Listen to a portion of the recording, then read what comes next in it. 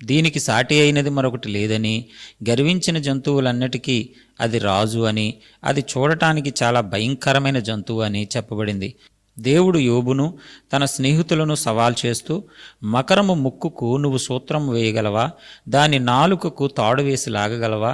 దాని మీద చెయ్యి వేసి చూడు, దాని పోరు జ్ఞాపకం చేసుకుంటే ఎవరూ దాని జోలికి వెళ్లరని, దాని జాడ తెలిస్తేనే గుండె ఆగిపోతుందని, అది తుమ్మితే మెరుపు వలె ప్రకాశిస్తుంది, అగ్ని కణములు దానిలో నుండి పైకి లేస్తాయి, దాని నోట నుండి అగ్ని బయలుదేరుతుంది, దాని గుండె తిరగటి రాయి అంత బలంగా ఉంటుంది, ఖడ్గములైనను బాణములైనను ఇనుము ఇత్తడి దాని ముందు పుచ్చిపోయిన కర్ర అంత బలహీనమైనవిగా ఉంటాయని, అది కదులుతుంటే మహాసముద్రం పొంగిపోతుందని, అసలు దానికి భయము అనేదే ఉండదని, భూమి మీద దాని వంటిది ఏదీ లేదు అని దేవుని వాక్యంలో చెప్పబడింది. దాని శరీరం చెల్ల పెంకుల వలె ధవళముగా ఉంటుంది అని, వడిగా విసిరిన ఈటె గడ్డి పోచవలే దానికి తగులుతుంది అని, దాని కన్నులు మెరుపు వలె ఉంటాయని, దాని జాడ తెలిస్తే గుండె ఆగిపోతుందని అతి భయంకరంగా చెప్పబడింది.